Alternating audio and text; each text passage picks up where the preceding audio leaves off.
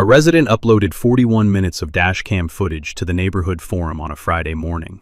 No commentary, no edit, just a county sheriff's deputy and a public works crew pulling 4 HOA signs out of the ground, one by one, with a post-driver bar. By Sunday evening, 40,000 views. The HOA president resigned. Here's what the forum didn't show. I built that road in 2003, permitted it, engineered the drainage, laid the asphalt, recorded the easement in the county deed records the week construction finished. Then I maintained it for 21 years, every spring, every fall, every culvert cleaning, every receipt filed by year. Total, $84,000. Out of my pocket. Not a dollar from the HOA that had been using the road since 2007 and telling 240 households it was theirs. At the hearing, the judge asked one question. Does the HOA have any maintenance records for this road? Their attorney said, "No, Your Honor." The judge ruled in 5 minutes. The signs came down. The easement was negotiated. The $84,000 came back. Then I used the money to repave the road. The gate is still there. Before we dive in, I'm curious. Where are you tuning in from today? Let me know in the comments, and don't forget to like and subscribe. Nolan Voss had built roads for 32 years before he built the one that mattered most. Not for a client, not for a subdivision plat, not for a municipal contract, but for himself. Across the western edge of 180 acres he had bought in 2001 and intended to hold for the rest of his life. He had built it the way he built everything, with a permit, with a licensed grading contractor, with compacted base course and drainage culverts and an asphalt surface laid to specification, and with the private road easement recorded in the county deed records before the first load of aggregate was delivered to the site. He had built it correctly because he had spent 32 years watching what happened to roads that were built without permits and easements recorded without precision and drainage designed without calculation.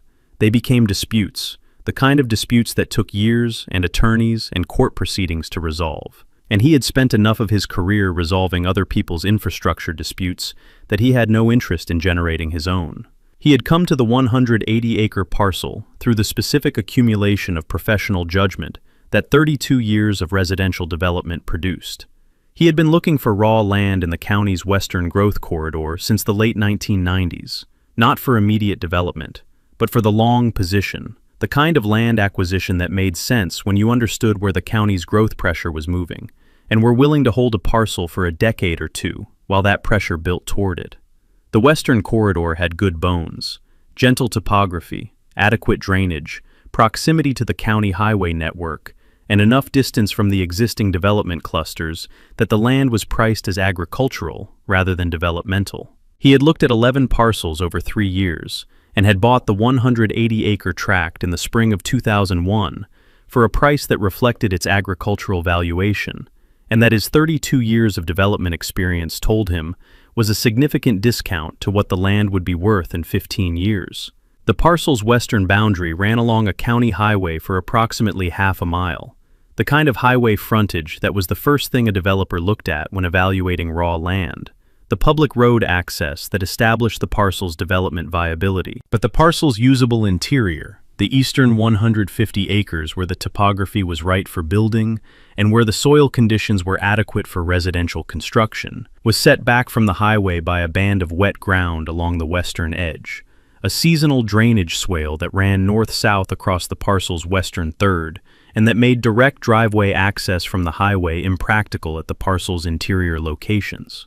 Getting from the highway to the usable part of the parcel required crossing the wet band, which required culverts and a graded road, which Nolan had designed himself on a Sunday afternoon in the fall of 2002 using the topographic survey he had commissioned when he bought the land. The road design was straightforward, the kind of access road problem he had solved dozens of times for clients over his career. The highway connection point was fixed by the topography. One location along the western boundary where the grade was gentle enough for a standard road approach, and the wet ground was narrow enough for a single culvert crossing. From that point, the road ran east across the wet band on a graded base, crossed the drainage swale on a 36-inch reinforced concrete culvert, and then continued east through the parcel's interior to Nolan's building site at the eastern edge, a total of 0.6 miles from the highway to the gate at the building site. He had designed the road to the county's private road construction standard: 20-foot travel width, 6-inch compacted aggregate base, 3-inch asphalt surface, with drainage culverts at the swale crossing and at 2 low points along the road's length, where sheet flow from the adjacent hillside crossed the road's path. He had applied for the county road construction permit in January 2003, a standard private road permit application, the kind the county's road department processed for rural property access on a routine basis. The application had required the road's design specifications, the grading contractor's license, and a site plan showing the road's alignment and drainage structures. He had prepared the application himself and had submitted it with his PE seal on the design specifications. He had maintained his professional engineer's license after retirement from active development practice, the way that professionals in infrastructure fields maintained licenses they had earned through years of examination and experience. The permit had been issued in 3 weeks. He had kept the permit in the property file he had started on the day he bought the land. The grading contractor had mobilized in April 2003. Nolan on site every day of the 3-week construction period, the same presence he had maintained on every project in his career. He had watched the clearing, the rough grading, the culvert installation at the swale crossing, the aggregate base placement and compaction, and the asphalt paving crew on the final 2 days. He had inspected each phase against the design specifications and had noted deficiencies twice: a culvert bedding condition at the second low point crossing that was inadequately compacted, and a section of base course that had not achieved the specified density, and had required both to be corrected before the next phase proceeded. The contractor had corrected both. The road had been built to specification. He had recorded the private road easement on the parcel the week after construction was complete, a standard easement instrument describing the road's location by meets and bounds, reference to the parcel's surveyed boundaries, identifying the easement as a private road easement appurtenant to the 180-acre parcel, and recording it in the county deed records under the parcel's index. The easement recording was a formality in the technical sense. The road was on his own property, and he was not granting access to anyone else. So the easement document was simply a recorded instrument establishing the road's legal status as a private road on private property, the kind of instrument that would be visible in any subsequent title search, and that would answer the question of the road's ownership and access rights without ambiguity. He had noted the easement recording number in the property file and had started the maintenance log.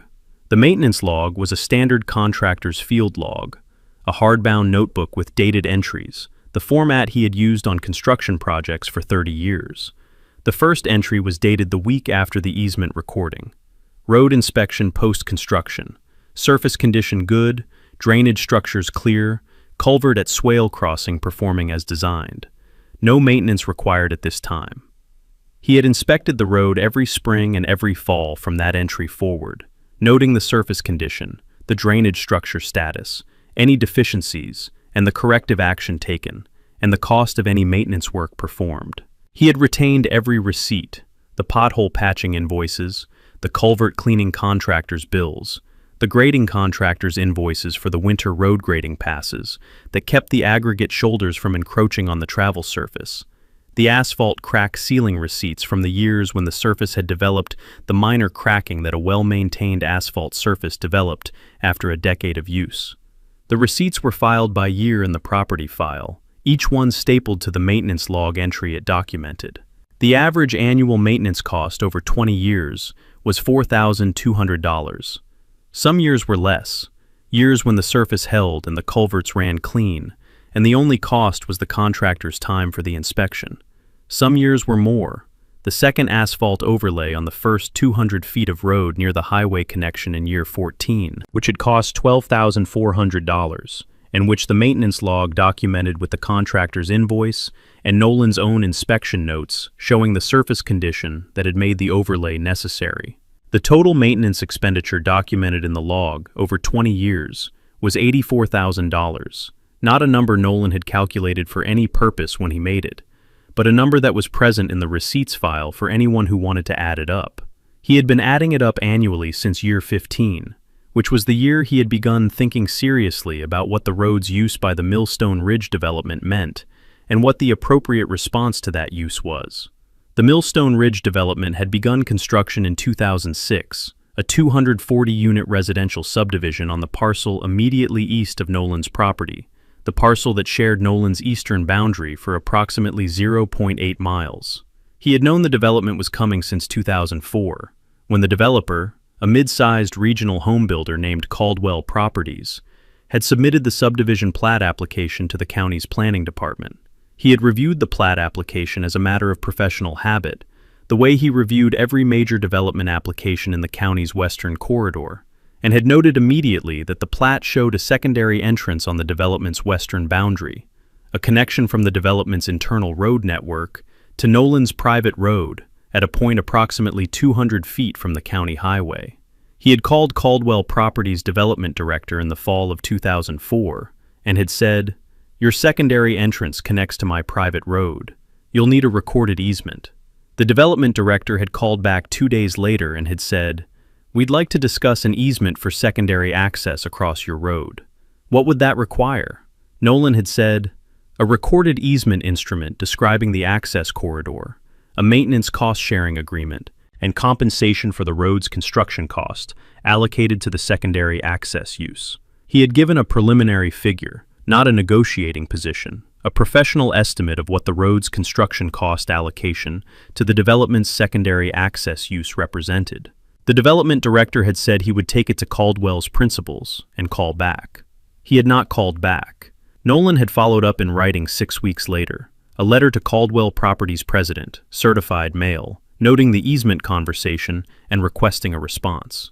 The response had come 3 weeks after that, a single paragraph from the president saying that Caldwell's legal counsel had reviewed the access question and concluded that the road connection was consistent with the county's development standards and that Caldwell did not believe a separate easement instrument was required.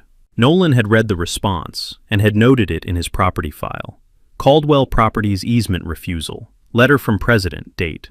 No easement granted, no agreement reached. Road connection proceeding without recorded access right. File, current. He had not pursued it further at that time, not because he had conceded the point, he had not, but because he understood the specific value of patience in a situation where the other party had committed their position to writing and where time was working in his favor rather than against him. Caldwell had refused the easement in writing. The road was Nolan's private property, with a recorded easement instrument in the county deed records. The development was proceeding on the assumption that the road connection was permissible without a recorded access right. Every year that the development used the road without a recorded easement was another year of documented unauthorized use on his record, not prescriptive use that would establish a right, because the maintenance log established his continuous ownership behavior, but documented use that established the scope and duration of the trespass when the time came to address it. He had understood something about timing from 32 years in development. The right moment to act on a property rights issue was not the moment when you first identified the issue. It was the moment when the other party had invested enough in the unauthorized use that resolution required a formal instrument, when they had built infrastructure, spent money, established community reliance, and created a public record of their assumption. At that point, the resolution was not a conversation between a property owner and a contractor who made an error. It was a transaction between two parties who both understood that the road access was necessary and that its legal basis needed to be correct. He had waited for that moment. He had documented the road's use in the meantime, the traffic that appeared on his road in 2007 when Millstone Ridge's first residents moved in, the secondary entrance gate that Caldwell had installed at the connection point, the pavement markings on the development's internal road directing residents to the secondary exit. He had photographed the entrance connection annually, noting the traffic volume and the condition of the connection point where the development's pavement met his road surface. He had continued the maintenance log, every spring and fall inspection, every receipt, every culvert cleaning, every patch. He had watched the development grow from 2007 to 2024, 240 units fully occupied, the secondary entrance in regular use as a morning exit route, and an alternative entry for residents whose unit locations made it faster than the primary entrance. He had watched the HOA form after Caldwell's bankruptcy in 2009, and take over the development's management. The board inheriting the secondary entrance and the assumption and the complete ignorance of the road's private status that the bankruptcy had transferred along with everything else. He had watched 4 different HOA presidents manage the development without any of them ever checking the road records. He had watched the secondary entrance become a community assumption, the kind of infrastructure that residents use daily without thinking about who built it or who owned it, or whether anyone had ever established the legal right to use it. He had been thinking about all of that when Cecily Marsh had been elected HOA president 4 years ago, and he had been paying particular attention to the community forums since then, watching for the specific kind of institutional action that would tell him the HOA had moved from informal assumption to formal claim. In March of the current year, Cecily had posted to the community forum that the board was planning to formalize the secondary access road's maintenance and signage as part of a community infrastructure improvement initiative. She had used the phrase, "our secondary access road," without qualification. She had described plans for wayfinding signs and a speed limit installation. She had mentioned that the board was adding a road maintenance line item to the annual assessment. Nolan had read the post on a Tuesday evening and had looked at his property file and his maintenance log and the easement recording number in the county deed records, and had thought about the 20 years of receipts in the file and the 2004 easement refusal letter and the $84,000 in maintenance costs and the patience he had maintained for 18 years, waiting for exactly this kind of institutional commitment to an assumption that had no legal foundation. He had written in his maintenance log that evening, HOA Community Forum, Secondary Access Road Formalization, announced. Signs, speed limit, maintenance assessment. Institutional claim incoming. File, current. Action, pending. He had closed the log and put it back in the property file cabinet and had gone to bed. The signs went up on a Friday. He had photographed them Saturday morning. 4 green HOA branded signs on his private road. The county sign permit number visible on the installation documentation he pulled from the county's online permit records that afternoon. He had read the permit application. The HOA had described the road as HOA Common Area Infrastructure. The county's sign permitting office had issued the permit without checking the road records. He had looked at the permit application for a long moment. The HOA had told the county the road was theirs, in writing, in a permit application, and the county had issued a permit on that basis, and the permit was now in the county's public record, identifying the road as HOA infrastructure. The institutional commitment he had been waiting for was complete. The paper trail was established. The assumption had been formalized in a county permit and a board resolution and a community assessment. He had called Owen Pratt that Saturday afternoon. He had said, "I need you to pull a title chain and draft a demand letter." He had described the road, the easement recording, the Caldwell refusal letter, the HOA's sign permit, the board resolution, the maintenance assessment. He had described the maintenance log and the 20 years of receipts. He had said, "The road is mine. They've just told the county it's theirs. I need that corrected formally." Owen had said, "Send me the property file." Nolan had pulled the file from the cabinet, the deed, the easement recording, the road construction permit, the maintenance log, the Caldwell correspondence, and the receipts by year, and had scanned it that evening and sent it as a single, organized PDF, indexed by document type, the way he had organized every project file in 32 years. He had noted the transmission in the maintenance log. Owen Pratt retained. Full property file transmitted. Road, documented. Easement, recorded. Maintenance, 20 years. Institutional claim, on record. Action, initiated. He had closed the log and gone to the window that looked west across the parcel toward the road's alignment. The asphalt surface visible in the evening light, the drainage culverts doing their work under the road's surface, the way they had been doing it since 2003. The 4 HOA signs at their posts along the road's length, reflecting the last of the daylight back at him in green and white. He had built the road. He had permitted the road. He had maintained the road for 20 years at $84,000 of his own money. He had recorded the easement in the county deed records the week after construction was complete. He had the Caldwell refusal letter in his file, and the maintenance receipts in the cabinet, and the easement recording number in the county deed records, and 32 years of professional experience in exactly the kind of matter that was now, finally, after 18 years of documented patience, ready to be resolved. He had turned off the window light and gone back to his desk. The signs would not be there long. The signs went up on a Friday in late March. Nolan had seen the installation crew from the western edge of his parcel that afternoon. A two-man crew with a post driver and a truck bed full of green sign blanks, working their way along the road from the highway connection point eastward. He had watched from a distance and had not approached. He had noted the installation in his maintenance log that evening. HOA sign installation observed. Friday afternoon. 4 signs visible from western boundary. Installation crew. 2 men, green sign blanks, post driver. Photographs. Pending. Saturday morning. He had gone out Saturday at 7 a.m. with his camera. The same Canon DSLR he used for property documentation. The one whose file metadata stamped each image with the date, time, and GPS coordinates. The documentation habit of a man who had learned in 32 years of development that a photograph without a verifiable date was a photograph whose evidentiary value was negotiable.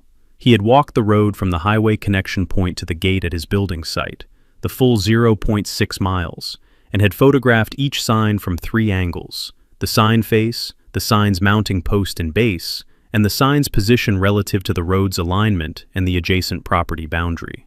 The first sign was at the highway connection point, a large green rectangular sign mounted on 2 posts at the road's entrance, reading Millstone Ridge in white capital letters above a smaller line reading Secondary Entrance. The sign was the kind of wayfinding marker that residential developments used at their public entrances. Professional grade, powder-coated aluminum, the HOA's logo in the upper left corner. It was mounted at the road's edge on his parcel, 2 posts driven into his ground, facing the county highway where every passing vehicle could read it.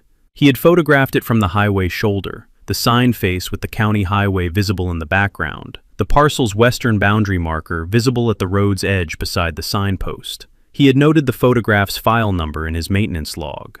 The second sign was 150 feet east of the first, at the point where the road crossed the drainage swale on the 36-inch culvert he had installed in 2003. It was a smaller sign, single post, reading Resident Access Road, HOA Maintained, in green and white. He had photographed it from both sides, the face toward the highway and the face toward the interior, and had crouched at the culvert's head wall and looked at the culvert's inlet condition while he was there. Clear. The culvert he had cleaned in the fall was still running clean. The third sign was at the midpoint of the road, a speed limit sign, the standard black and white format, reading 15 miles per hour. Single post, driven into the road's aggregate shoulder on the south side. He had photographed it and had measured the signpost's distance from the road's center line with the tape measure he had brought, 12 feet from center line, within the travel surface's shoulder zone on his property.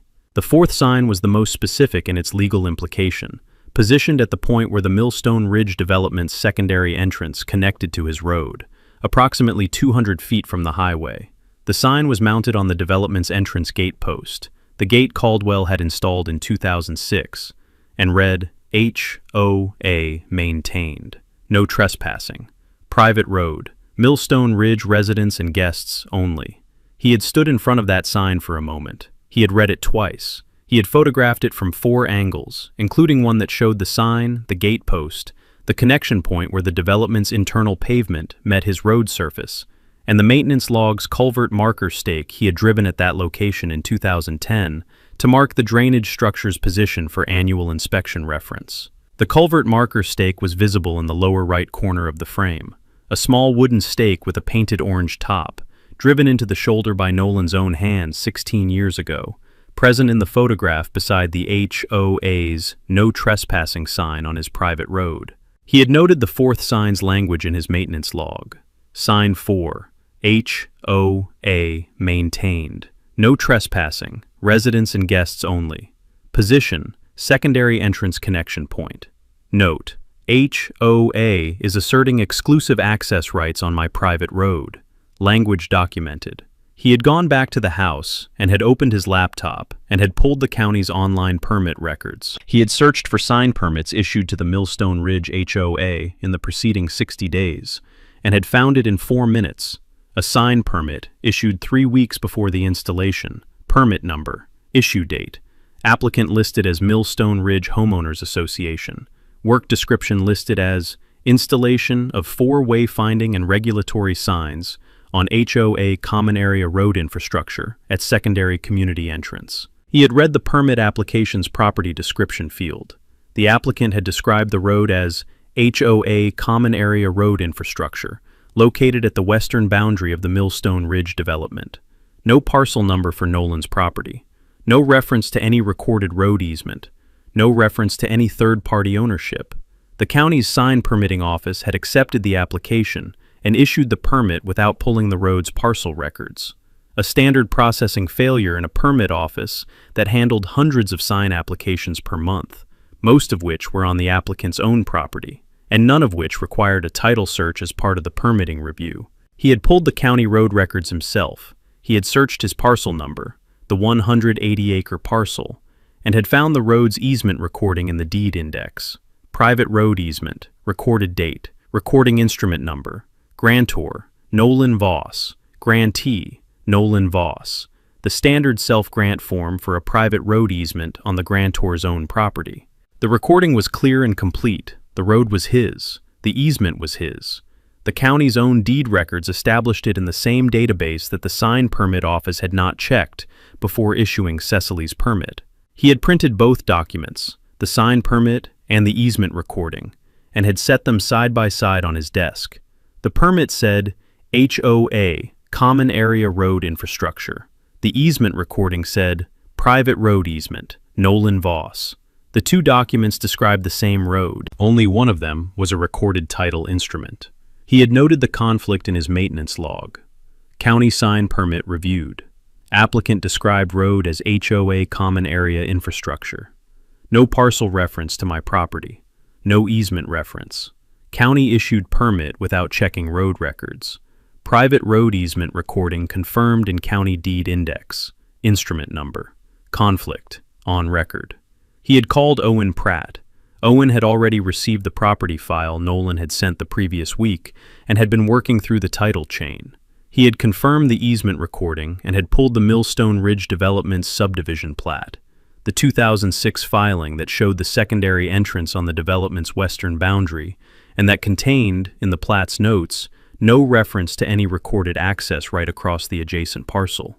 The plat had been approved and recorded by the county's planning department in 2006 without any condition requiring a recorded easement for the secondary entrance connection. Owen had said, "The plat was approved with the entrance shown and no easement noted. That's the planning department's error in 2006. They should have required a recorded easement as a condition of approval for any entrance connecting to a private road. They didn't. Caldwell built the entrance, went bankrupt, and the HOA inherited the entrance and the problem." Nolan had said, "And now they've told the county the road is theirs." Owen had said, "In a permit application, which is a public record. I want to see the board resolution you mentioned." Nolan had pulled the community forum and had found the board resolution posted by the HOA's secretary the week after the signs went up. A formal board resolution, number and date, designating the road as Millstone Ridge Community Access Infrastructure, authorizing the sign installation and the speed limit posting, and establishing a $45 annual road maintenance assessment to fund ongoing maintenance of the community access road. The resolution had been passed at a noticed board meeting by a vote of 5-0. Cecily had moved the resolution. The board had seconded and voted unanimously. He had sent Owen the resolution by email while they were on the phone. Owen had read it and said, "They assessed residents for maintenance of a road they don't own." The maintenance assessment is particularly useful. It establishes that the board represented to 240 households that the road was HOA-maintained infrastructure, which the board had the authority to assess for. They made that representation in a formal resolution. It's in the HOA's permanent governance record. Nolan had said, "And they've never maintained it. I have the maintenance receipts." Owen had said, 20 years of receipts in your name. No maintenance records in the HOA's name, because they've never done any. The road's entire maintenance history is your expense, your documentation, your receipts. They passed a resolution to fund maintenance of a road they've never maintained because you've been doing it. Nolan had said, "The demand letter." Owen had said, "I'll have it by end of week. I want to attach the easement recording, the Caldwell refusal correspondence, and a maintenance cost summary. Not the full receipts, but the annual totals by year and the 20-year aggregate. I want the HOA to understand the scope of what they're dealing with before they decide how to respond, Nolan had said. Include the sign permit. I want them to know I've read it, Owen had said. Done. In the 3 days between the phone call and Owen's draft arriving, Nolan had attended to the maintenance log entry for the spring inspection cycle, the annual inspection he had been conducting every spring for 20 years, which he conducted on schedule regardless of any other activity associated with the road. He had walked the full 0.6 miles with his clipboard and his maintenance log, noting the surface condition at each inspection station he had established in year 1 and had used every year since. The surface was in good condition. The crack sealing he had done the previous fall had held through the winter. The culverts were clear. The aggregate shoulders were intact. He had noted each inspection station's condition in the maintenance log with the same format he had used for 20 years. Station number, date, surface condition, drainage condition, deficiencies noted, corrective action required. He had noted no deficiencies. He had written at the end of the inspection entry, spring inspection complete, surface condition good, drainage structures clear, no maintenance required at this time. Signs. 4 HOA signs present at stations 1, 2, 4, and at secondary entrance connection. Signs documented in photograph file. He had initialed the entry and closed the log. Owen's draft had arrived Thursday evening. 5 pages. The demand letter structured in the format Owen used for property rights demands, where the factual record was complete and the legal position was unambiguous. Nolan had read it at the kitchen table and had called Owen the next morning with 2 technical corrections. A description of the culvert at the swale crossing that had understated the structure's size, and a reference to the road construction permit's issue date that was off by 1 month. Owen had made both corrections. The final demand letter went out the following Monday. Certified mail, return receipt, to Cecily Marsh as HOA board president, to the HOA's registered agent, and to the HOA's management company. Owen had also sent a copy by certified mail to the county's sign permit office, with a cover note identifying the permit application's erroneous description of the road as HOA infrastructure and attaching the easement recording as the correct parcel record. The letter's first section established the road's ownership, the 180-acre parcel, Nolan's deed, the private road easement recorded in the county deed records at the instrument number cited, the road's construction in 2003 under county road construction permit number cited, the easement's legal description by meets and bounds. Owen had attached a reduced copy of the easement recording as Exhibit A, the actual recorded instrument, instrument number visible, the grantor's name visible, the road's legal description in the instrument's body. The second section addressed the 2005 easement request.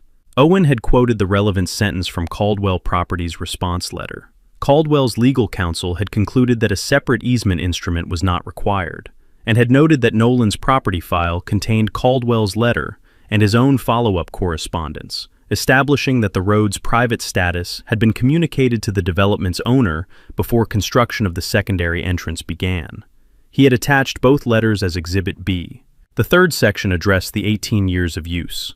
Owen had noted the secondary entrance's installation in 2006, the traffic pattern that had developed since the development's first occupancy in 2007, and the absence of any recorded access right in the county deed records for any Millstone Ridge entity to use the road. He had noted that 18 years of use without a recorded easement did not establish a prescriptive right, because the continuous maintenance of the road by the parcel's owner, documented in the maintenance log and supported by 20 years of contractor receipts, was inconsistent with the hostility element required for adverse possession or prescriptive easement claims. He had not elaborated on the legal framework. He had stated it plainly and moved on.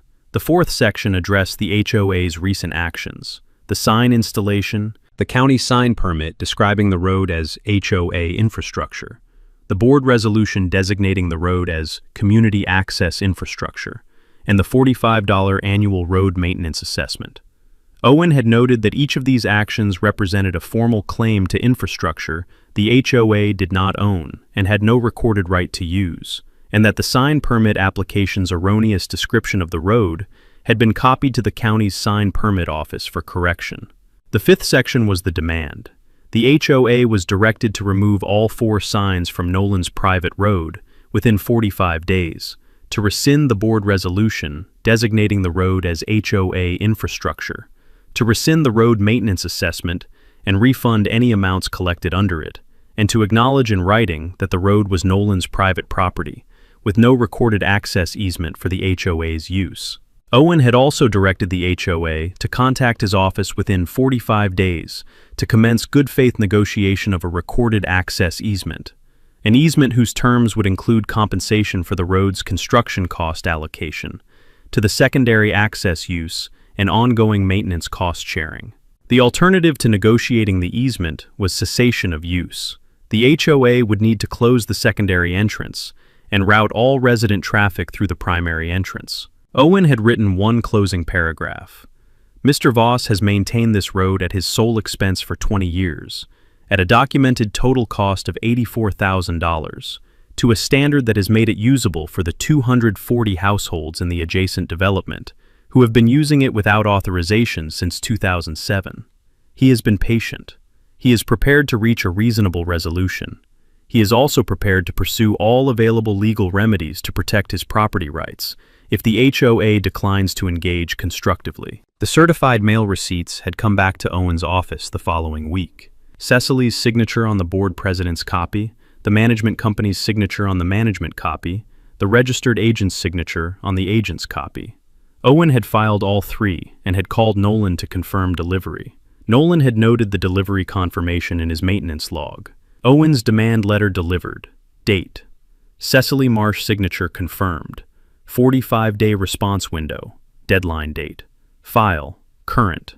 He had looked at the deadline date he had written and had looked at the calendar and had noted that the deadline fell 6 weeks out.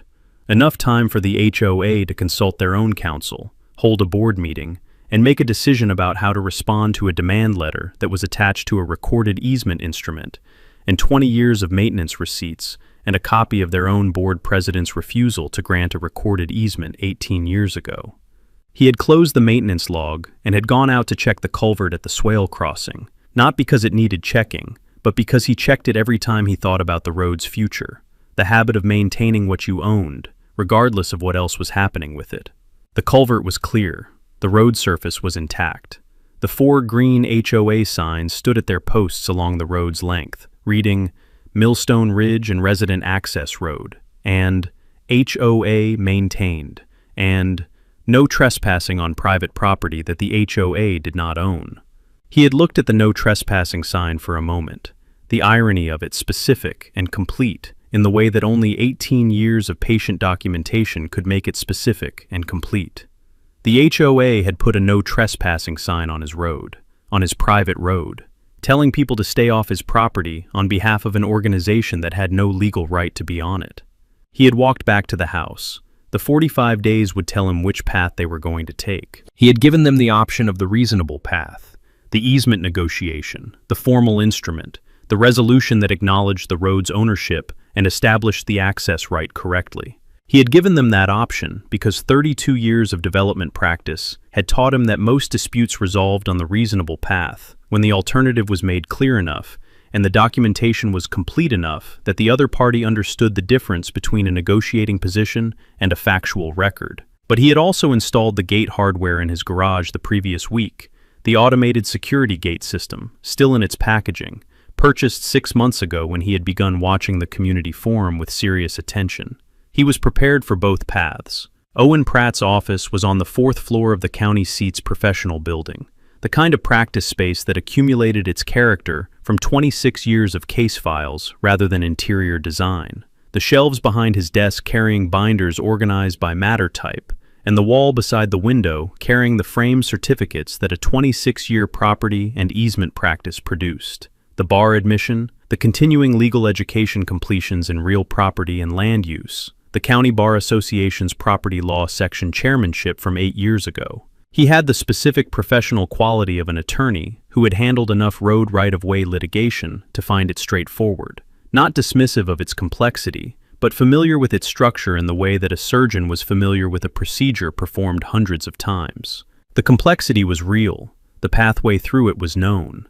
He had received Nolan's property file on a Monday and had spent 3 days on the title chain before calling Nolan with his findings. He had pulled every instrument in the chain: Nolan's deed from the 2001 acquisition, the private road easement recording from 2003, the county road construction permit from 2003, the Millstone Ridge subdivision plat from 2006, the Caldwell Properties correspondence from 2004 and 2005, the Caldwell bankruptcy filing from 2009, and the HOA's formation documents from the same year, and the county road records covering the parcel's full address range. He had also pulled the HOA's sign permit application, the document Nolan had identified, and had read it against the road's title chain with the specific attention of an attorney looking for the gap between what a permit application said and what the underlying records established. The gap was complete. The HOA's sign permit application had described the road as HOA Common Area Road Infrastructure and had not referenced Nolan's parcel number, not referenced the recorded easement instrument, and not identified any recorded access right in the HOA's name. The county's sign permit office had issued the permit on the basis of the application's self-description, without pulling the parcel records for the road's actual location. Owen had seen this before, not frequently, but often enough to recognize it as a processing gap in permit offices that handled high volumes of routine applications, and that relied on applicants to correctly identify the property they were permitted on. Most applicants did. The HOA had not, whether from ignorance or from the specific optimism of an organization that had used a road for 18 years and had gradually ceased to question whether it had the right to. He had called Nolan on Thursday afternoon and had said, "The title chain is clean and complete. The road is yours. Let me walk you through what the records show." He had started with Nolan's deed, the 2001 acquisition instrument, the parcel's legal description by meets and bounds, the grantor and grantee, the recording data. Standard residential acquisition, nothing encumbered. The parcel transferred free and clear of any access easement in favor of any third party at the time of purchase. He had then described the private road easement recording from 2003, the instrument Nolan had recorded the week after construction was complete, the self-grant form establishing the road as a private road easement appurtenant to the parcel, the legal description matching the road's as-built alignment. He had noted the instrument number and the recording date and had said, "This instrument is in the county deed index. Anyone searching this parcel's title would find it on the first page of the encumbrance search. It is not obscure. It is not ambiguous. It says private road. It says Nolan Voss, and it has been in the county's records for 21 years. He had then described the Millstone Ridge subdivision plat, the 2006 filing, the secondary entrance shown on the plat's western boundary, the plat notes. He had said, "The plat shows the entrance. The plat notes do not reference any recorded access easement across your parcel. The county's planning department approved the plat with the entrance shown and no easement condition attached. That's the planning department's 2006 error. They should have required Caldwell to record an access easement as a condition of plat approval for any entrance connecting to a private road. Standard practice. They didn't do it. I've seen this happen in 3 other matters involving the same planning department era. There was a period in the mid-2000s when the department's plat review was less rigorous on access conditions than it should have been." Nolan had said, "Caldwell knew. I have the correspondence." Owen had said, "I read it. The 2004 conversation and the 2005 refusal letter are in your file. Caldwell's president told you in writing that their council concluded no easement was required. That letter is a documented acknowledgement that Caldwell was aware of the access question and chose to proceed without resolving it. It also establishes that the access connection was not inadvertent. It was a deliberate decision made after your refusal to grant the easement. That's useful." He had then described the Caldwell bankruptcy and the HOA formation. Caldwell had filed Chapter 7 in 2009. The bankruptcy trustee had liquidated the development's remaining assets, and the HOA had been formed under the development's governing documents as the entity responsible for common area maintenance and governance. The HOA had inherited the secondary entrance, the internal road network, and, critically, the complete absence of any recorded easement for the secondary entrance's use of Nolan's road. The bankruptcy record contained no reference to the road access issue. The HOA's formation documents contained no reference to it. The assumption had transferred with the assets and the liabilities, and the governing documents and everything else, unexamined, unrecorded, and incorrect. Owen had said, "The HOA has operated for 15 years under the assumption that the secondary entrance connected to a road they had the right to use. That assumption has no recorded basis. There is no easement instrument in the county deed records granting the HOA or any predecessor any access right across your parcel. The road is your private property. Their use of it for 18 years is unauthorized."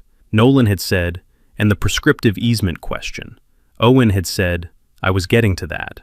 The HOA will raise it. It's their only potential argument, and their counsel will identify it immediately if they retain counsel. Prescriptive easement by adverse use requires open, notorious, hostile, and continuous use without the owner's permission for the statutory period, which in this state is 15 years. The HOA has the duration, 18 years of use. They have open and notorious. The entrance is visible and the use is documented. But hostile is where they have a problem, and it's a significant problem. Hostile in the prescriptive easement context means use that is inconsistent with the owner's rights, use that operates as if the user has a right the owner hasn't granted. But your maintenance log establishes that you have been maintaining this road throughout the 18 years of their use. Every spring and fall inspection, every pothole fill, culvert cleaning, crack seal. Your maintenance behavior is the behavior of an owner who is actively managing their property. It's inconsistent with the kind of abandonment or acquiescence that courts look for when evaluating whether an owner's inaction contributed to the prescriptive use. You haven't been inactive. You've been present on this road twice a year for 20 years with a clipboard and a maintenance crew. Nolan had said, "And their maintenance assessment." Owen had said, "They assessed residents for maintenance they've never performed because you've been performing it. The assessment resolution is in their governance record. When we ask for their maintenance records in discovery, the receipts, the contractor invoices, the work orders for the road maintenance, they assessed $45 per unit per year to fund. They'll have nothing, because there's nothing to have. The road's entire maintenance history is in your file." He had paused and then said, "There's one more thing the title change showed, the county road records. I pulled the full address range for your parcel's road frontage. The road is not in the county's road maintenance system. It has never been publicly dedicated. It appears nowhere in the county's road network records as a public road, a county-maintained road, or a road subject to any public right-of-way. The county's sign permit office issued a permit for signs on a road that the county's own road records show is private property. They issued it without cross-referencing their own road network database." Nolan had said, "The demand letter goes out this week." Owen had said, "I'll have the draft to you by tomorrow." The draft had arrived the next morning, 5 pages, the structure Nolan had already seen in summary. He had made 2 technical corrections and had sent the annotated draft back to Owen by noon. Owen had finalized the letter and sent it out Monday certified mail, the copies to the sign permit office included. The certified receipts had come back by Wednesday of the following week. Owen had called Nolan to confirm delivery and had said, "The 45-day clock starts from the date of receipt, which is Monday. Deadline, 6 weeks out. I'll expect a response within 3 weeks. If their counsel is engaged, 3 weeks is enough time to review the title chain and advise the board on their position." The board meeting had been called for the following Thursday. A noticed member meeting, open to all 240 units, posted to the community forum with the subject line, HOA Road Access, Important Update. Cecily had posted the notice herself, with a brief description saying the board had received a letter from an attorney representing an adjacent property owner regarding the secondary entrance road, and that the board would be discussing the matter and taking questions at Thursday's meeting. The forum had generated 47 replies in the 24 hours after the notice was posted. The replies ran the full range, residents asking what the letter said, residents speculating about the road's status, one resident who said he had always assumed the road was county-maintained, one resident who said she had assumed it was HOA property since she moved in 7 years ago, one resident who said he had never thought about it at all. Cecily had replied once, a brief post saying the board would address all questions at Thursday's meeting, and asking residents to hold their questions until then. Nolan had read the forum thread. He had noted 2 things. Not a single resident in 47 replies had mentioned ever seeing any HOA maintenance work on the road, and not a single resident had expressed any awareness that the road might be private property. The assumption had been total and unexamined for 18 years. It had never been questioned because it had never needed to be questioned. The road was there, it worked, it was smooth and clear and well drained, and nobody had thought to ask why. He had noted the forum activity in his maintenance log. HOA forum, board meeting notice posted re-demand letter. 47 resident replies. No resident references to HOA road maintenance. No resident awareness of private status. Assumption, total. The board meeting had occurred Thursday evening. 62 residents in the community center. Cecily at the board table with the 4 other board members. Nolan had not attended. He had not been invited and had not sought to attend. The board's deliberations were the board's business, and his position was fully stated in Owen's demand letter. Owen had advised him to let the letter speak and to wait for the response. He had read the meeting minutes when the HOA posted them to the forum 6 days later. The minutes were detailed for an HOA board meeting, more detailed than the typical compressed record, which Nolan attributed to the secretary having understood that this meeting's content would matter later, and having documented it accordingly. The minutes recorded Cecily's presentation of Owen's demand letter to the assembled residents. She had summarized the letter's claims: private road ownership, no recorded easement, sign removal demand, maintenance assessment rescission, easement negotiation, or cease use.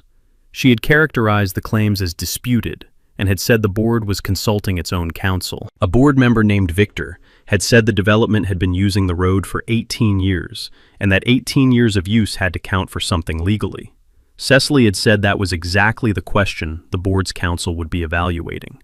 A resident had asked, "Does the HOA have any documentation of road maintenance it has performed?" The minutes recorded a pause before Cecily's response. The response was, "The board will review its maintenance records." Another resident had asked, "Has anyone checked whether there's a recorded easement?" Cecily had said, "The board's counsel is reviewing the title records." The vote had been taken in closed session at the meeting's end. The residents dismissed, the board remaining. The minutes recorded the closed session vote. The board voted 4-1 to reject the demand and to direct the HOA's counsel to respond, asserting the HOA's established use rights and the prescriptive easement claim. The one dissenting vote was a board member named Ruth Inslee, whose dissent the minutes recorded without explanation. Nolan had read the minutes twice.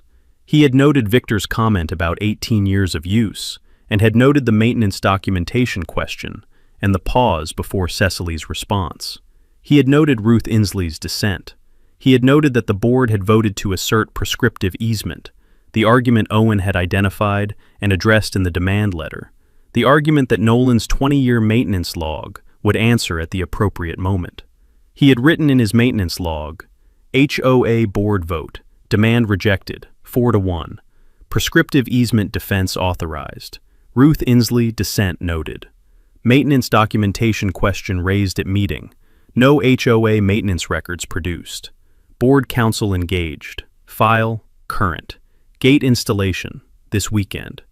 He had closed the log and gone to the garage where the gate system was still in its packaging on the shelf. He had opened the first box. Owen filed the trespass and quiet title action on a Tuesday. The filing package prepared to the county court's civil division requirements. The complaint naming the Millstone Ridge HOA as defendant and stating 2 causes of action. Trespass, based on 18 years of unauthorized use of Nolan's private road without a recorded access right.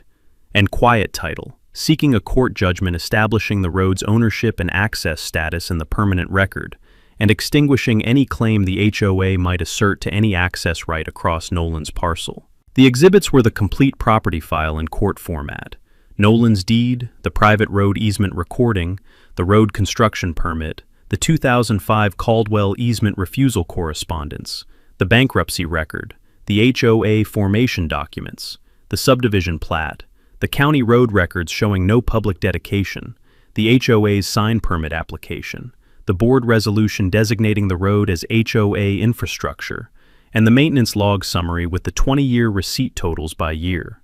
14 exhibits, each labeled and referenced in the complaint's factual allegations. the record building from the 2001 acquisition, through the 2003 construction, through the 2005 refusal, through 18 years of unauthorized use to the signs, and the resolution and the maintenance assessment, and the demand and the rejection. Owen had called Nolan when the filing confirmation came through and had said, "We're on the docket. Standard civil timeline. Answer due in 30 days. Scheduling conference within 60. Hearing 4 to 6 months out." Nolan had said, "I'm installing the gate this weekend." Owen had said, "Walk me through it." Nolan had described the gate system in the same technical specificity he had used when describing the bollards to Judith, because Owen, like Judith, was an attorney who verified his client's intended actions against the legal framework before they were taken. And Nolan, like Glenn, was a client who understood exactly why that verification mattered. The gate was a standard automated swing gate, 12-foot opening width, galvanized steel frame, chain link fill panel, mounted on post-set concrete foundations on both sides of the road. The opener was a solar-powered automated actuator with a keypad entry panel and a remote receiver. The gate was positioned at the point where the Millstone Ridge Development's secondary entrance connected to his road, the connection point 200 feet from the highway, the point he had marked in the maintenance log since 2010 with the orange-topped stake that was visible in the photograph of the HOA's no trespassing sign. The gate was on his property, on the recorded private road easement corridor, at a point that was 200 feet east of the county highway, well inside his parcel boundary, not blocking the highway right-of-way, not blocking any recorded public right-of-way or utility easement in the county's records. Owen had asked, "Does the gate position block any access to the county highway other than through your parcel?" Nolan had said, "The development has a primary entrance on its northern boundary connecting to a different county road. The primary entrance is fully functional. Residents can access the county highway network through the primary entrance without using my road. My gate does not block the development's access to the public road network. It blocks the development's access to my private road." Owen had said, "And the gate is on your parcel, as described in the easement recording." Nolan had said, "The post foundations are within 6 inches of the maintenance log station marker I've had at that location since 2010. Marcus, a surveyor I've worked with, confirmed the position against the easement recording's legal description last week. I had him out specifically to confirm the gate position before installation." Owen had said, "Do it Saturday. I want it in before the HOA's council sends us their answer." Nolan had done it Saturday. He had contracted the gate installation to the same contractor who had done the road's original grading work, a company he had used for 20 years, whose crew knew the site and whose work was precise. The crew had arrived at 7 a.m. Saturday and had set the post foundations, poured the concrete, installed the gate frame and panel, mounted the opener, and programmed the keypad by 4 p.m. Nolan had been on site the full day, the same presence he brought to every construction activity on his property, watching each phase against the specification, noting the foundation depth and the gate frame alignment and the opener's cycle test. He had set the keypad code himself after the crew left, a 6-digit code he had chosen and had written in his maintenance log and in no other location. He had cycled the gate twice with the remote to confirm the opener's operation and had locked the gate in the closed position with the keypad's manual lock function. He had photographed the installed gate from 4 angles: the gate face from the development side, showing the keypad panel, the gate face from his property's side, showing the opener and the road running west toward the highway, the full gate assembly from the road's center line, showing the 12-foot opening width and the post foundations, and the gate's position relative to the orange-topped maintenance stake that had been at that location for 16 years. He had noted the installation in his maintenance log. Gate installed, Saturday. Automated swing gate, 12-foot opening, solar opener, keypad entry, post-set foundations. Position, secondary entrance connection point. Confirmed against easement recording, legal description by survey. Code, set and secured. Gate, locked closed. Installation photographs, file. Road access, restricted to authorized entry. He had driven home at 4:30 p.m. and had made dinner and had gone to bed. Cecily called at 8:47 a.m. Sunday. He had been at his kitchen table with his coffee, and the maintenance log opened to Saturday's installation entry when the phone rang. An unfamiliar number, the county's area code, the call coming on his cell phone, whose number was in the county's property records as the parcel's contact number. He had answered on the second ring. She had said, "This is Cecily Marsh, president of the Millstone Ridge HOA. There's a gate on our access road." He had said, "Nolan Voss." "Yes." She had said, "Who the hell are you?" He had said, "I own it all." There had been a pause. The specific pause of a person who had called expecting to find a neighbor who needed to be reasoned with, and had instead found a statement of fact delivered with the complete calm of someone who had been waiting 18 years to say it, and who had the documentation in a cabinet 6 feet away. She had said, "That gate is blocking our community access road." He had said, "It's blocking access to my private road, yes. That's what it's designed to do." She had said, "Residents use that road every day. You can't just close it." He had said, "It's my property. The road is on my parcel, documented in the easement recording in the county deed records. The gate is on my parcel, at the connection point where your development's entrance meets my road. I can close it, and I have."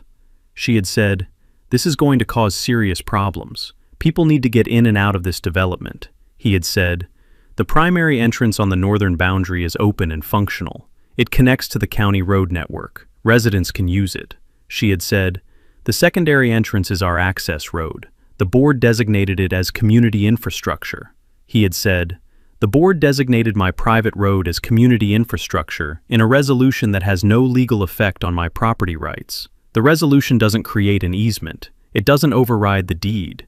It doesn't change what the county road records say." She had said, "I'm calling the police." He had said, "I'll give them directions to my gate on my private road."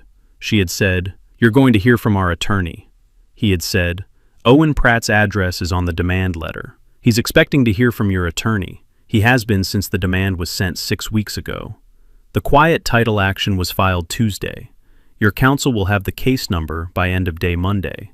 She had said, "You filed a lawsuit."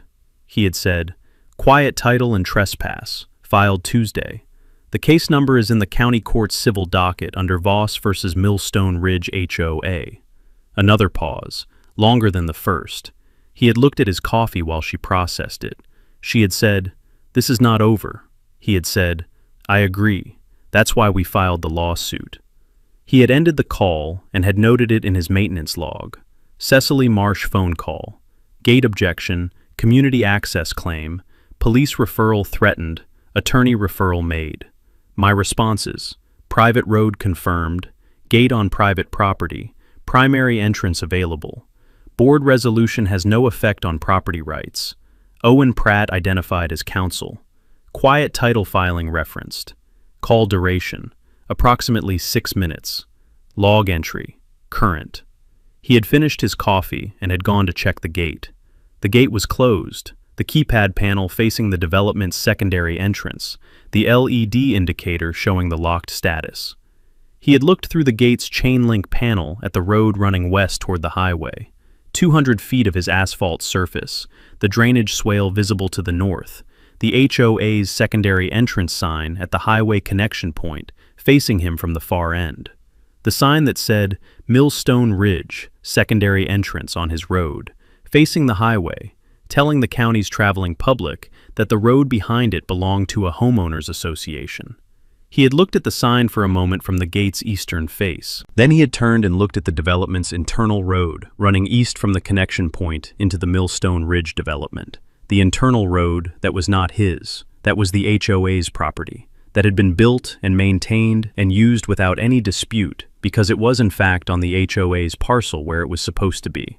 He had looked at the connection point where the two roads met, his private road ending at the gate, the development's internal road beginning on the other side, 240 households on one side of the gate and the county highway on the other, the gate between them on his property, with his keypad code in its memory. He had driven back to the house. Cecily had posted to the community forum at 10 a.m. Sunday, approximately 70 minutes after the phone call. The post was 4 paragraphs. She had said the HOA had received a demand letter from an attorney representing an adjacent property owner, making claims about the secondary entrance road, that the board had voted to contest those claims, and that while the matter was in progress, the secondary entrance was temporarily inaccessible due to a gate installed by the adjacent property owner. She had said residents should use the primary entrance, and that the board was taking immediate steps to restore access. She had not said the road was private property. She had not said the HOA had no recorded easement. She had said the adjacent property owner's claims were being contested.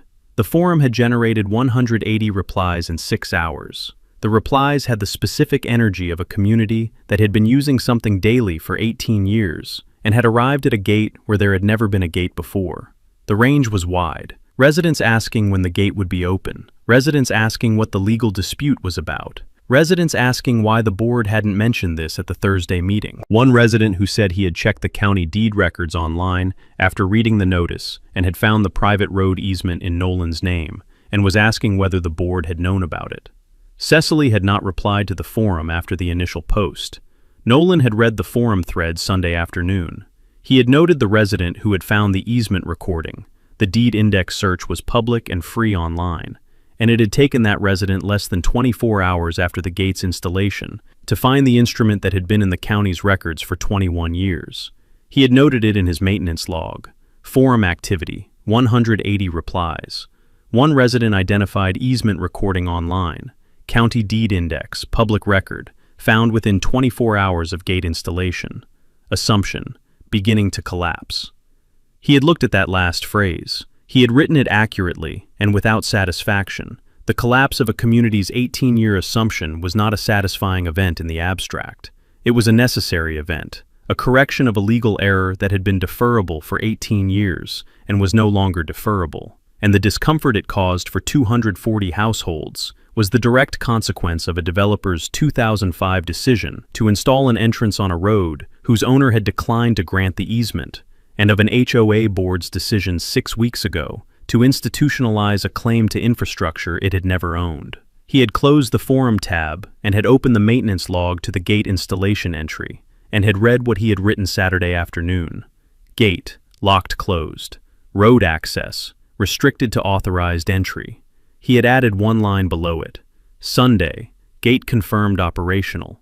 Primary entrance, available. Secondary entrance, closed pending easement resolution or court order. Record, current.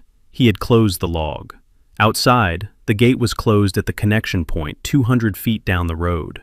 The keypad panel facing the development's entrance. The solar panel on the opener's housing, tracking the afternoon sun. The road ran clear and empty on his side of the gate. 200 feet of private road from the gate to the highway, smooth and properly drained, maintained to specification for 21 years, belonging to Nolan Voss in the county deed records, and in the maintenance log, and in the easement recording, and in the quiet title action now on the county court's civil docket. He went inside and put the coffee on for the second time that day, and sat at the kitchen table and looked at the maintenance log open on the table's surface. 21 years of entries. 21 years of spring and fall inspections, receipts, culvert cleanings, asphalt patches, aggregate shoulder maintenance, drainage structure repairs. 21 years of ownership behavior, documented twice a year in the same format, in the same hardbound notebook. The record of a man who had built something, and had maintained it, and had recorded it, and had waited with the specific patience of someone who understood that the right moment to act was when the other party's overreach was complete enough that the record was unambiguous. The record was unambiguous. The gate was closed. Owen had the case number. The forum had 180 replies, and one resident who had found the easement recording in the county's public deed index. The 45-day demand window had expired without compliance. The lawsuit was filed. The gate was installed. The path forward was the court, and the court would have the deed and the easement recording, and the maintenance log, and the 20 years of receipts, and the 2005 Caldwell refusal letter, and the HOA's own board resolution designating his road as their infrastructure. All of it in Owen's exhibit file, organized and labeled, ready for the hearing that was 4 to 6 months out on the court's calendar. He drank his coffee. Cecily called the county sheriff's office Sunday afternoon, approximately 4 hours after the forum post, approximately 5 hours after the phone call with Nolan, approximately 26 hours after the gate had gone in. The call was logged by the sheriff's dispatch at 2:43 p.m. as a civil complaint. Gate obstruction, community access road, caller identifying as HOA board president. Dispatch had assigned it a non-emergency response priority, which in the county's Sunday afternoon queue meant a deputy would arrive within 2 to 3 hours. Deputy Karen Sowell had drawn the call. She had been with the county sheriff's office for 9 years, assigned to the Western District for the past 4, and her call history in the Western District included a sufficient number of property boundary complaints that she had developed a standard pre-response protocol. Pull the parcel records before driving to the site, because a deputy who arrived at a property boundary dispute without having read the parcel data was a deputy who was going to spend the call being managed by whoever had the more confident narrative. She had learned that lesson in her second year and had not repeated it. She had pulled the parcel records from the county's GIS and deed database before leaving the substation. She had searched the address, the road's county highway connection point, and had found 2 parcels, Nolan's 180-acre parcel to the west and the Millstone Ridge HOA's common area parcel to the east. She had opened Nolan's parcel record first. The deed index had shown 2 recorded instruments associated with the parcel, the 2001 acquisition deed and the 2003 private road easement recording. She had opened the easement recording and had read it. The instrument type identified as private road easement, the grantor and grantee both listed as Nolan Voss, the legal description of the easement corridor in meets and bounds, the recording date, the instrument number. She had noted the instrument type in her call notes. Private road easement, recorded 2003, grantor/grantee, same party. Owner's own road on owner's own property. She had opened the HOA's common area parcel record. The deed index had shown the HOA's formation documents and the common area parcel's legal description. She had read the parcel's boundary description and had confirmed that the HOA's common area parcel's western boundary ran along Nolan's eastern parcel boundary, the 2 parcels sharing a boundary line with no overlap and no recorded cross-parcel easement in either parcel's deed index.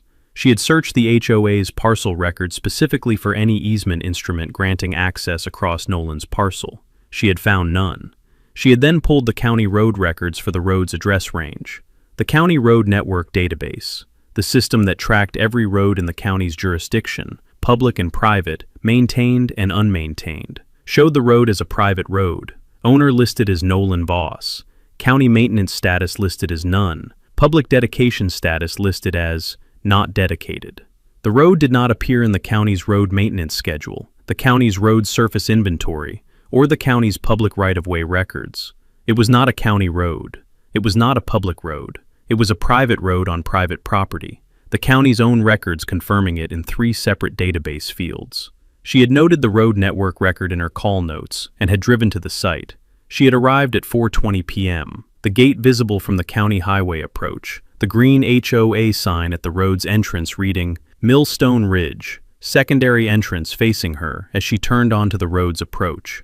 She had driven the 200 feet from the highway to the gate and had parked the cruiser.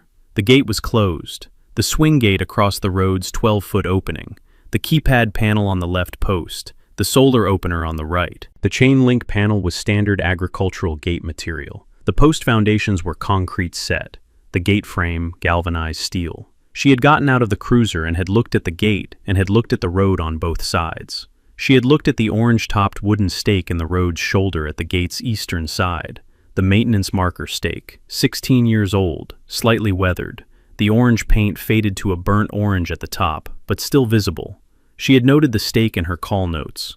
She had called the number in the parcel record's contact field, Nolan's cell number. He had answered on the second ring and had said, "This is Nolan Voss." She had identified herself and had said, "Deputy Sowell, County Sheriff. I'm at your gate on the road off the county highway. I have a complaint from the Millstone Ridge HOA claiming the gate is obstructing their community access road." Nolan had said, "The road is my private property. The easement recording is in the county deed records. Instrument number. I can give you the number if you need it." She had said, "I have it. I pulled the parcel records before coming out. I also pulled the county road records. The road isn't in our public road network." She had paused. She had said, "Is there a reason you installed the gate now, after the road has been in use for 18 years? He had said, "I filed a quiet title and trespass action in county court on Tuesday. Case number, Owen Pratt is my attorney of record. The HOA refused my demand to acknowledge the road's private status and negotiate a recorded easement. I installed the gate after the demand was rejected and the lawsuit was filed. She had said, the gate is on your property as described in the easement recording. He had said, confirmed by survey before installation. The post foundations are within 6 inches of the survey position. She had said, I'm going to need to look at the gate's position relative to the county highway right-of-way. She had walked from the gate to the highway connection point with her measuring wheel, rolling the distance from the gate's closed position to the highway right-of-way boundary marker. The gate was 194 feet from the right-of-way line. She had noted the measurement and had walked back to the gate and had looked at the keypad panel and the road on the development side. The internal road visible through the chain link panel, running east into the Millstone Ridge development. The residential units visible at the road's far end. She had called Cecily. She had identified herself and had said she was at the gate and had reviewed the parcel records and had some questions. Cecily had arrived at the gate in 11 minutes. She lived in the development's second unit from the secondary entrance. The proximity to the entrance one of the reasons she had used it daily for 4 years as board president, and had never thought carefully about who owned the road it connected to. Cecily had said, when she arrived, "Thank you for coming. This gate is blocking our access road. We've used this road for 18 years. Deputy Soul had said, I've reviewed the parcel records. The road is in the private road easement recording under Mr. Voss's parcel. It's his private property. There's no recorded easement in the HOA's parcel record granting access across his parcel. Cecily had said, we've been using it for 18 years. That has to count as something. Deputy Soul had said, that's a legal question for the court. I'm not in a position to make that determination. What I can tell you is that the gate is on Mr. Voss's private property. It's not in the county highway right-of-way, and I don't see a code violation. The gate is on private property. He has the right to install a gate on his private property. Cecily had said, so you're not going to make him open it. Deputy Soul had said, I don't have grounds to require him to open a gate on his private property. If there's a court order requiring him to provide access, I can enforce that. There isn't one currently. Cecily had looked at the gate for a moment. She had said, the HOA has a county sign permit for signs on this road. Deputy Soul had said, I saw the sign permit in the county's records. The permit application described the road as HOA Common Area Infrastructure. The parcel records show the road as Mr. Voss's private property. I'm going to note that discrepancy in my report. She had said it in the flat, professional tone of a deputy who was noting a factual discrepancy for the record and not editorializing about its implications. Cecily had looked at her. Deputy Soul had looked back with the expression of someone who had read the parcel records and was not confused about what they said. Cecily had said, what does that mean for the sign permit? Deputy Soul had said, that's a question for the county's permit office. My report goes to the sheriff's office, and I'll flag the permit discrepancy for the county road records office, which is standard procedure when I find a permit issued against a road whose ownership doesn't match the permit application. She had taken Cecily's contact information and Nolan's contact information and had photographed the gate from 3 angles. The gate face from the development side, the gate face from the highway side, and the gate's position relative to the highway connection point, with the measuring wheel's reading visible in the frame. She had noted the orange maintenance stake in 2 photographs. She had gotten back in the cruiser and had driven back to the substation. Her report had been completed Monday morning, 4 pages, the standard incident report format with the extended narrative section that property disputes required. She had described the complaint, the parcel record review, the site inspection, the measuring wheel confirmation, the conversations with Nolan and Cecily. She had documented her findings in the findings section. Gate located on private parcel, confirmed by deed record and easement recording. No public right-of-way obstruction. No county road network record for the road. No recorded easement in HOA parcel record for access across private parcel. No code violation identified. Complaint not sustained. She had written the permit discrepancy notation in the report's additional observations section. During review of the county's permit records in connection with this complaint, this officer noted that sign permit number, issued to the Millstone Ridge HOA approximately 8 weeks prior, described the road as HOA Common Area Infrastructure. The county's parcel records and road network database show the road as private property owned by Nolan Voss, not HOA Common Area. This discrepancy is forwarded to the County Road Records Office per standard procedure for permit parcel ownership mismatches identified during field investigations. The report had been filed Monday morning. A copy had gone to the Sheriff's Office's Records Division. A forwarding flag had gone to the County Road Records Office with the permit number and the parcel record citation attached. Owen had called Nolan Monday afternoon. He had received the report through the county's public records request he had filed the day the gate went in, a standard precautionary filing to capture any official documents generated by the expected police response. He had read the report and had said, "Deputy Soule did the work. She pulled the parcel records, confirmed the gate's position, and noted the permit discrepancy in her report. The permit discrepancy notation is now in the Sheriff's Office's official record and has been forwarded to the County Road Records Office." Nolan had said, "How long for the Road Records Office to act on it?" Owen had said, "The forwarding flag has a standard 30-day processing window for permit parcel mismatch referrals. But the permit revocation, if they confirm the mismatch and revoke, is an administrative action, not a field investigation. It's a document review against the parcel records. In my experience with this office, when the parcel records are clear and the mismatch is obvious, they act faster than 30 days. He had been right. The County Road Records Office had completed its review in 11 days. The review had been straightforward. The road records supervisor had pulled the sign permit, the HOA's application, and the parcel records for the road's address. She had confirmed the mismatch in the same sequence Deputy Soule had confirmed it. The permit application said HOA Common Area Infrastructure. The parcel records said Nolan Voss, Private Road Easement. The County Road Network database said Private Road, Not Dedicated. She had noted 3 independent database sources all saying the same thing, and the permit application saying something different, and had issued the revocation. The permit revocation letter had gone out by certified mail to the Millstone Ridge HOA, to Cecily Marsh as the permit applicant's signatory, and to the county's sign permit office for its records. The letter had stated that sign permit number was revoked, effective immediately, on the basis that the permit application had incorrectly described the installation location as HOA Common Area Infrastructure, when the county's parcel records established the location as private property owned by a third party. The signs installed under the revoked permit were required to be removed within 30 days of the revocation letter's receipt. The county's sign permit office was directed to update its records accordingly. The Road Records Office had also added the boundary notation to both parcel records, Nolan's parcel and the HOA's common area parcel, the same administrative instrument that Phil Sutter's referral had generated in the Sycamore Bluff matter, present in both parcel records in the county's digital system, visible to any title examiner or due diligence review. The notation read, "Per Sheriff's Office Incident Report Number and County Road Records Office Review Number. The road located at this address is private property owned by the adjacent parcel number, with no recorded public dedication or third-party easement of record. Sign permit number, previously issued to the Millstone Ridge HOA for installations on this road, has been revoked. See quiet title action pending in county court, case number." Nolan had received the revocation letter and the parcel notation confirmation from Owen on the same call.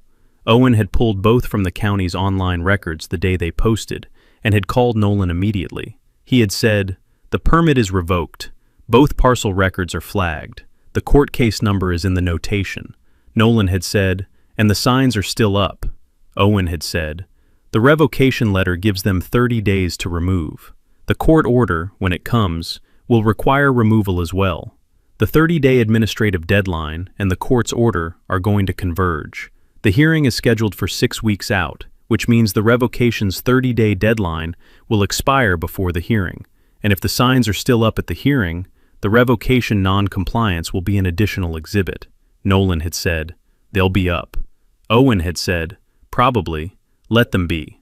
Nolan had noted the revocation and the parcel notation in his maintenance log. Sign permit revoked. County Road Records Office, effective immediately. 30-day removal deadline. Both parcel records flagged. Private road, no public dedication, no HOA easement. Court case number cited. Deputy Soule report. Gate confirmed lawful. Complaint not sustained. Permit discrepancy forwarded. Record. Current. He had looked at the notation's last line.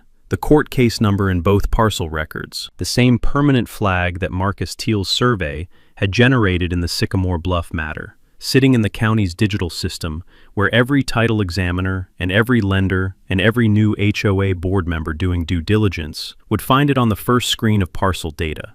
He had closed the log and had driven to the gate to check its operation.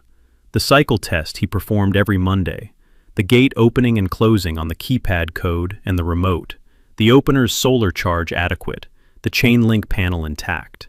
He had stood at the gate for a moment and had looked at the 4 HOA signs still on the road, the Millstone Ridge sign at the highway connection point, the resident access road sign at the culvert crossing, the 15 miles per hour sign at the road's midpoint, the HOA maintained no trespassing sign at the connection point beside the gate, the signs the permit office had issued in error, the signs the road records office had revoked, the signs that 240 households had seen every day for 8 weeks, and that were now operating under a revoked permit on private property, whose parcel record flagged the discrepancy in the county's permanent database.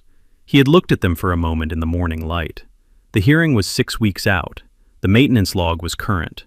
The gate was operational. He drove back to the house. The hearing was Thursday at 9 a.m. Courtroom 2, Judge Harold Spears presiding. Nolan sat in the gallery's first row behind Owen's table.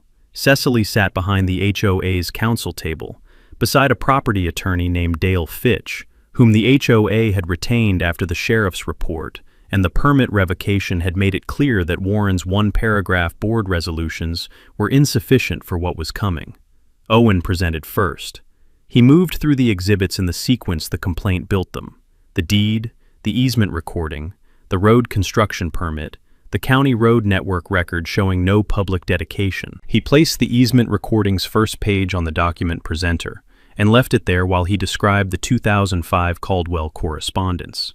The easement request, Nolan's refusal, Caldwell's letter stating their counsel had concluded no easement was required.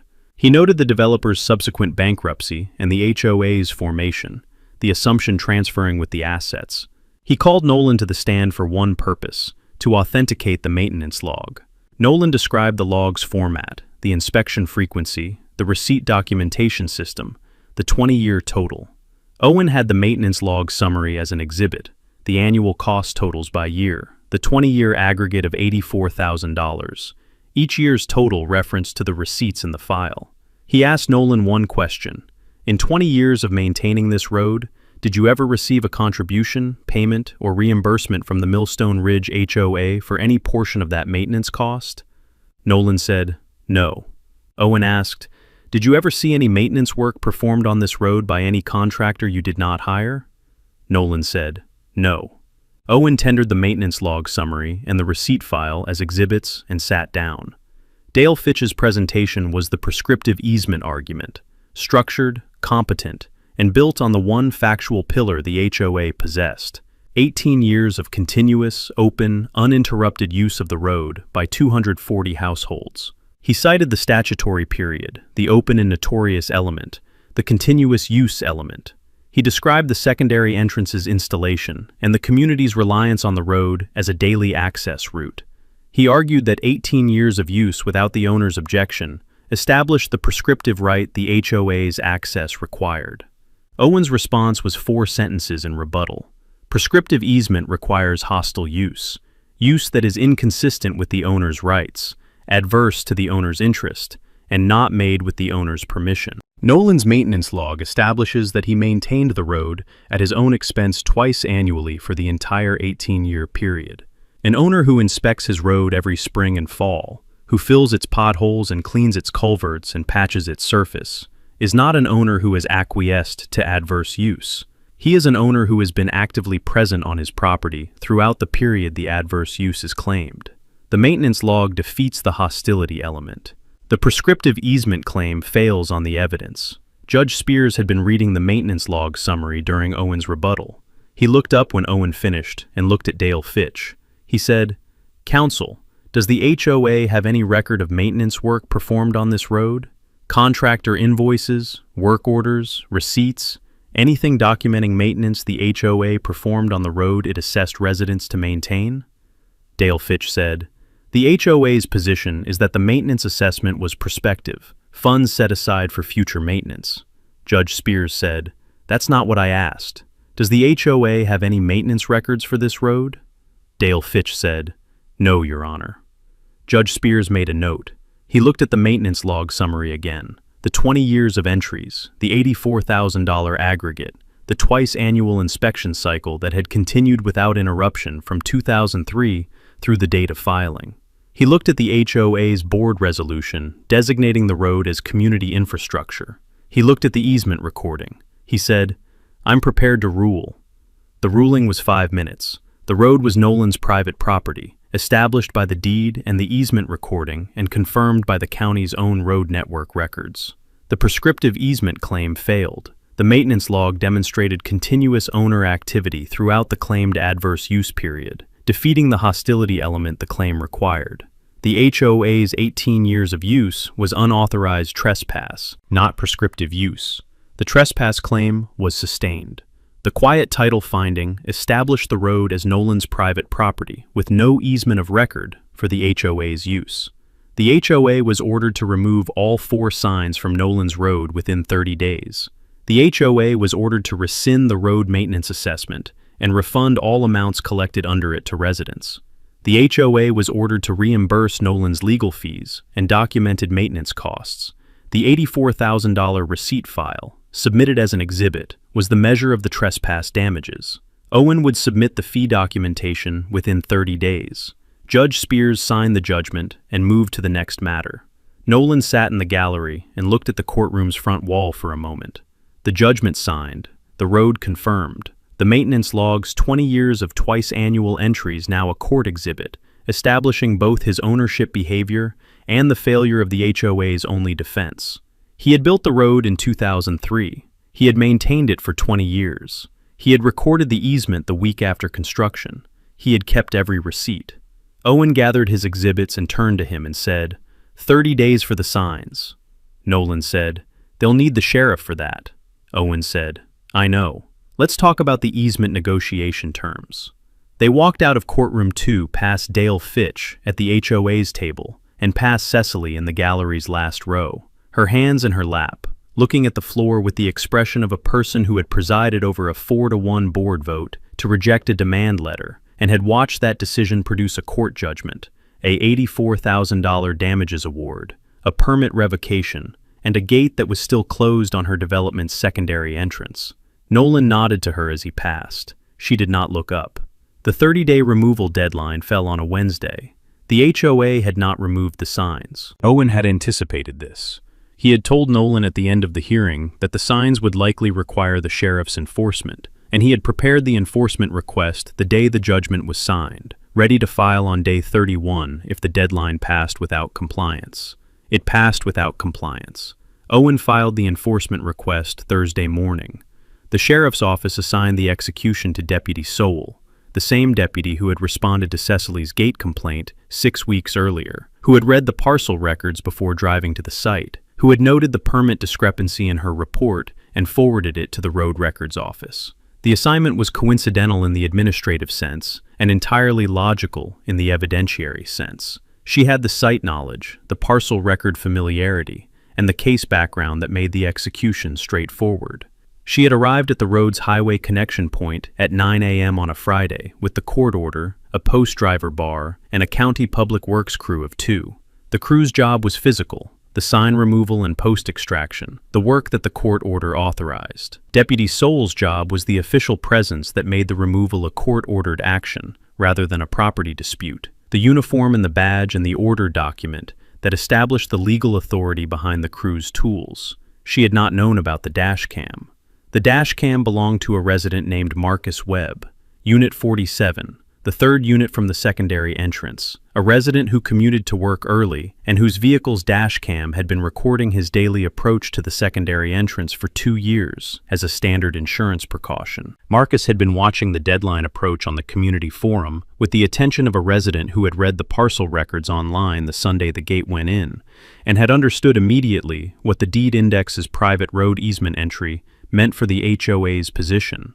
He had not posted to the forum after finding the easement recording. He had read the thread, noted Cecily's non-response to the resident who had asked whether the board had known about it, and had waited. He had been in his vehicle at the secondary entrance gate Friday morning at 8:55 a.m., waiting for the gate to open for his commute, when the county public works truck had pulled up behind Deputy Sowell's cruiser at the Millstone Ridge sign at the highway connection point. He had understood immediately what was happening. He had turned his dash cam's live recording indicator on, and had driven slowly west on the internal road to a position where his vehicle had a clear sight line to the highway connection point, and had parked. The dash cam had recorded 41 minutes of footage. It had recorded Deputy Sowell reading the court order to the empty road, the formal procedure of stating the order's authority before execution, performed correctly whether or not anyone was present to hear it. It had recorded the public works crew removing the first sign, the Millstone Ridge secondary entrance sign at the highway connection point, the two posts pulled from the ground with the post bar, the sign panel detached and laid flat in the truck bed. It had recorded the crew walking east to the resident access road sign at the culvert crossing and repeating the process, the sign coming down in under 4 minutes, the posts leaving 2 clean holes in the road's aggregate shoulder.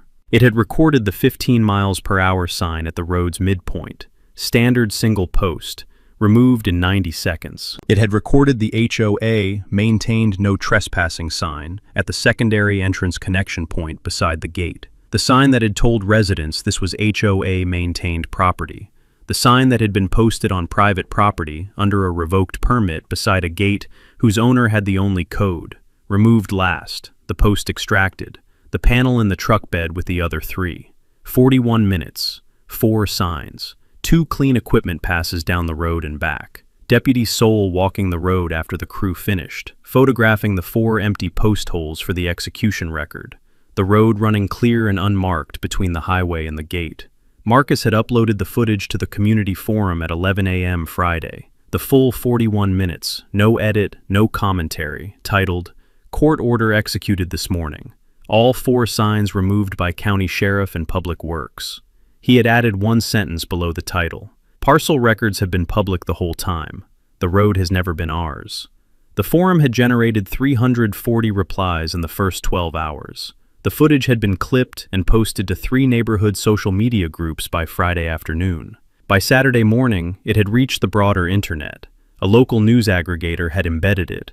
A property rights discussion forum had linked it, and 2 YouTube channels that covered HOA dispute content had posted reaction videos using the dashcam footage under fair use commentary. By Sunday evening, the original forum post had been viewed 11,000 times, and the clipped versions had accumulated 40,000 combined views across platforms. The internet's reaction had the specific character that HOA overreach footage generated, when the underlying facts were clear and the official action was visible. Not outrage exactly, but the collective satisfaction of watching an institutional assumption meet a court order and a post driver. The comments ran variations on the same theme. Someone built it, someone maintained it, someone had the deed, and the signs came down on camera. Cecily had posted her resignation to the community forum Sunday evening, a single paragraph, effective immediately, citing personal reasons, thanking the community for 4 years of service. She had not mentioned the road, the judgment, the footage, or the 40,000 views. The new interim board president was a resident named Howard Garrett, a unit owner who had been the dissenting vote in the 4-1 board decision to reject Owen's demand letter, whose dissent the meeting minutes had recorded without elaboration. He had assumed the interim presidency the Monday after Cecily's resignation, and had called Owen's office at 9 a.m. that morning. He had said, "I want to resolve this correctly. What does the HOA need to do?" Owen had said, 3 things. First, negotiate a recorded easement with Mr. Voss at fair market value, an easement that correctly documents the HOA's access right in the county deed records, the instrument that should have been recorded in 2006. Second, satisfy the court's damages order, the legal fees and the 20-year maintenance costs documented in the receipt file, $84,000 plus the fee award. Third, send a written communication to every resident explaining what happened, that the secondary entrance has been operating on private property without a recorded easement for 18 years, that the board formally designated a road it did not own as community infrastructure, and that the resolution going forward is a negotiated recorded easement and the court-ordered payments. Howard had said, "The third item is going to be a difficult letter to write." Owen had said, "I know. Write it anyway." The residents found the parcel records themselves. 340 of them watched the signs come down on dashcam footage. They already know. The letter is the board acknowledging what they know. Howard had spent 2 hours drafting the resident letter. It had gone out by email and postal mail to all 240 units the following Wednesday. 4 paragraphs, plain language, no euphemism. The secondary entrance road is private property owned by an adjacent parcel holder. The HOA has never held a recorded easement for its use. The board voted in March to reject a demand to acknowledge this and negotiate a formal easement. A court has found for the property owner and has ordered sign removal, assessment rescission, and payment of the owner's legal and maintenance costs. The HOA is now in good faith negotiation for a recorded easement. The $45 road maintenance assessment collected this year will be refunded to all residents. The board takes responsibility for the decisions that led to this outcome. The easement negotiation had taken 6 weeks. Owen had represented Nolan and a property attorney named Clara Venn, retained by Howard on the HOA's behalf, had represented the HOA. The negotiations framework had been established in the first call. The easement would be a permanent recorded easement appurtenant to the Millstone Ridge Development's common area parcel, granting non-exclusive access to Nolan's road for residential ingress and egress. The compensation would reflect the road's original construction cost allocated to the secondary access use, 20 years of maintenance costs, and the legal proceedings. The maintenance going forward would be cost-shared under a recorded maintenance agreement attached to the easement instrument. They had reached the figure in the third negotiating session. The HOA had paid it within 30 days of the easement instrument's execution. A wire transfer to Owen's trust account, dispersed to Nolan the same day. The easement had been recorded in the county deed records the week after payment cleared, the instrument appearing in both parcel records, the HOA's parcel and Nolan's parcel. The access right finally documented in the county deed records 19 years after the secondary entrance had been built, and 18 years after Nolan had declined to grant it to a developer who had proceeded anyway. Nolan had used the payment to repave the road. He had contracted the full 0.6-mile repave the week after the easement recorded, milling the existing surface and laying a new 3-inch asphalt course from the highway connection point to the gate, the first full repave since the road's original construction in 2003. The crew had worked 2 days. Nolan had been on site both days, watching the milling machine take the old surface and the paving machine lay the new one, the road emerging behind the screed in smooth, dark asphalt that smelled of fresh pavement and reflected the morning sky in its undisturbed surface. He had walked the road the morning after the crew left. The asphalt was smooth under his boots.